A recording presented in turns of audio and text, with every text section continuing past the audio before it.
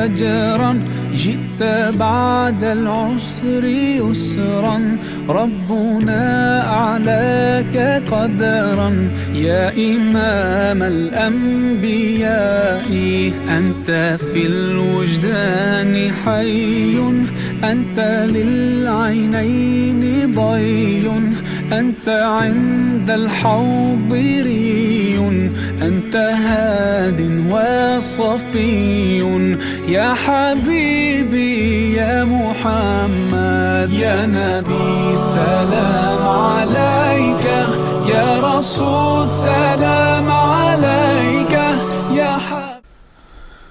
السلام علیکم ورحمۃ اللہ وبرکاتہ۔ قرآن کریم کی تلاوت کا افضل وقت کون سا ہے؟ تو فرمایا کہ قرآن کریم کی تلاوت کا افضل اور عمدہ جو وقت ہے وہ رات کا ہے۔ رات کا وقت اس واسطے عمدہ بتایا گیا ہے کہ رات کے وقت خوب دل جمی اور اطمینان قلبی کے ساتھ قرآن کریم کی تلاوت جو ہے وہ کی جا سکتی ہے، اور رات کو دنیاوی کام کاج اور دنیاوی مشغلہ نہیں رہتا۔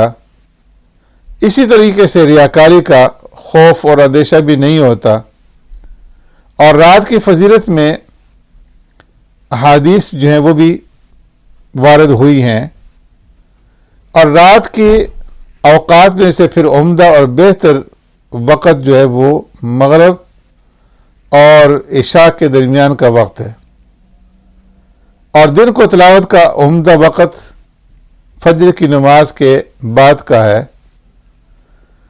تلاوت قرآن کا افضل طریقہ یہ ہے کہ انسان نماز میں پڑھے، جو قرآن اس کو یاد ہے، اور اس کو وہ نوافل کے اندر، نماز کے اندر اس کی تلاوت کرے، اور یہ تلاوت مسجد میں ہو، جیسا کہ امام نووی نے اس کی تصریح فرمائی ہے۔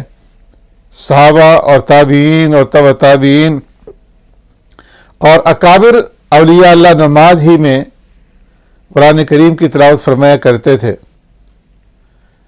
حضرت علی کرم اللہ وجہ سے مروی ہے کہ جو نماز میں کھڑا ہو کر قرآن پڑھے تو اس کو ہر حرف کے بدلے میں 50 نیکیاں ملیں گی، اور نماز کے علاوہ جو آدمی باوضو قرآن پڑھے گا اس کو 25 نیکیاں ملیں گی، اور جو بغیر وضو کے زبانی پڑھے گا تو اس کو 10 نیکیاں ملیں گی۔ پیارے پیغمبر صلی اللہ علیہ وسلم رات ہی کو تہجد کے اندر، قیام اللیل کے اندر قرآن کریم کی تلاوت فرمایا کرتے تھے نماز کے اندر۔ اسی طرح حضرت عثمان غنی، تمیم داری، ابن مسعود، ابو درداء، حضرت عروہ بن زبیر، سعید ابن جبیر، اور پھر ائمہ میں امام اعظم ابو حنیفہ رحمۃ اللہ تعالی علیہ، امام شافعی اور امام احمد بن حنبل، اور اس طرح بہت سارے جو اکابر اولیاء اللہ ہیں، ان کا یہ معمول رہا ہے کہ وہ نوافل کے اندر، قیام اللیل کے اندر، رات کے وقت جو ہے قرآن کریم کی تلاوت فرمایا کرتے تھے۔